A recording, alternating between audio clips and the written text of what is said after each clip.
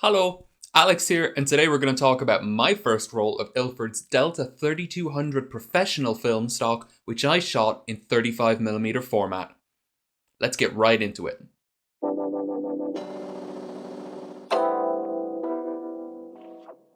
Ilford Delta 3200 Professional, also known as just Delta 3200p or Delta 3200, is a black and white negative film stock available in 35mm and 120 film formats. It is sadly not available in sheet film formats for 4x5 or 8x10 cameras, but I think that makes sense to a degree, given that the nature of shooting large format is a very slow pace, which doesn't really necessitate or suit, 3200 speed film.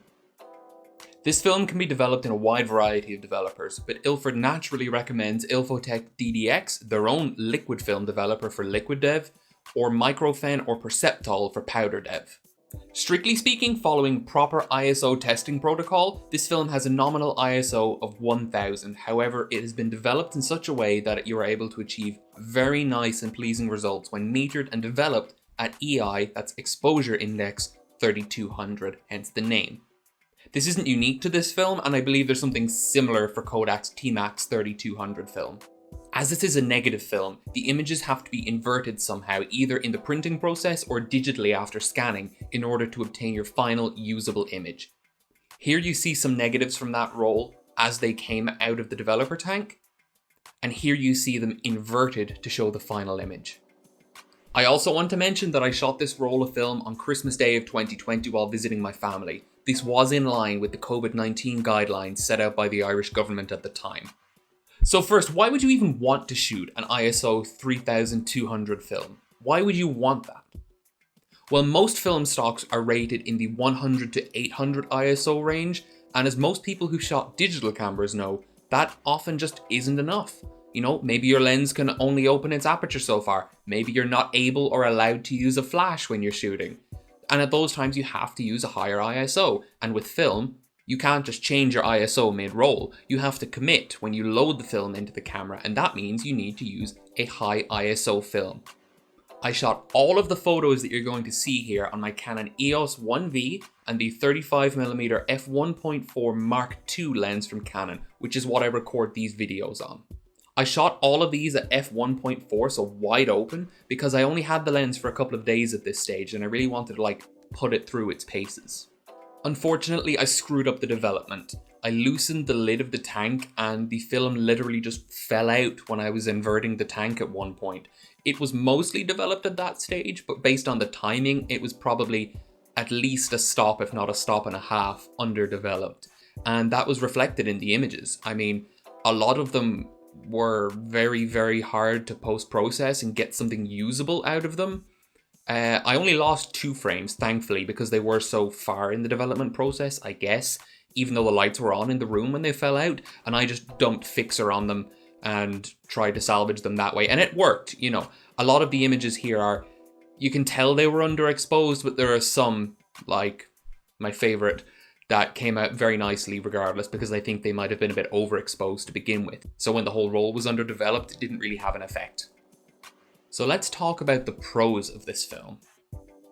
Firstly, it lets you shoot in a dark environment. That's obvious for any 3200 speed film, but this is a 3200 speed film, so it applies here. Sharpness is very good with this film. Though some of the shots were slightly less sharp than others, I think that's more down to me as the photographer than the film itself, given that some of them came out perfectly and they were all shot on the same lens at the same aperture. Specifically in 35mm format, this is actually cheaper than Kodak's T-Max 3200 film, and that's probably just because I live in Ireland, beside the UK, so even not considering Brexit and all the drama that comes with that, we're closer to Ilford, so I guess it makes sense that the Ilford film stocks would be a bit cheaper here. That may not apply to you, but for me, it's cheaper, so that's a nice pro. You can rate this film at a range of EIs from as low as 400 to as high as 51,000, and you can get usable results with appropriate development. It's not the nicest, but it could work if you were really stuck in a low light scenario and you weren't able to add extra light using a faster aperture lens or a flash. The last pro, and this is a big one, is that this is the only 3200 speed film available in medium format, in 120 format. Kodak's T-Max 3200 is only available in 35mm, so this film has no competitor within the medium format space. So if you want to shoot those in crazy high EIs, ISOs, this is realistically your only option. So now let's talk about the cons of the film, of which there are thankfully few. Obviously, as a high-speed film, this film produces a lot of grain in your final images. I personally like that. I know a lot of people don't. But that's the trade-off you get. You get high speed, you get high grain. You just have to deal with that.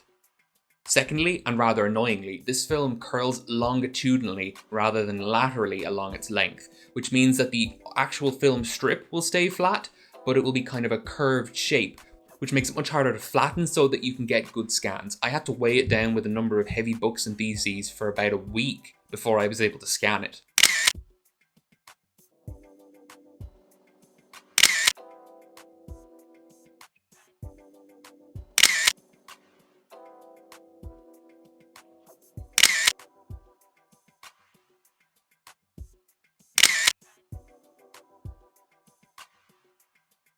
So who is this film actually for?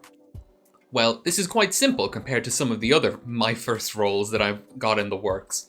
If you want a high-speed film and you shoot medium format, this is basically your only option. You don't have the Kodak T-Max 3200 alternative, so you shoot this. Simple. For anyone shooting 35mm, I mean, you have two options, right? You could push HP5 or T-Max 400 up to 3200, 6400, but if you don't develop your own film and your lab doesn't offer push processing, then you can't do that. So in those cases, it makes more sense to shoot Delta 3200 or T-Max 3200. In which case, I guess just go for whichever one you like the look of more. So my conclusion. Do I recommend this film? Absolutely. It's pretty cheap. I think everyone should give it a go. It's fun. You can shoot it in low light. I haven't tried it with a flash yet, and I do plan to. I think that would be quite a nice look. I've only shot a bit of Cinestill 800T with flash on film, and that came out reasonably well. I think it would work well with this, especially shooting like extreme low light in an urban environment. I think it would look really cool. Thank you for joining me for this video where I talked about Ilford's Delta 3200. I look forward to shooting this more and doing a bit of push development with it. If you have any recommendations for something you think I should try, drop me a comment below, send me an email which is on my website, or send me a DM at Instagram. I look forward to seeing you around. Ta-ta for now.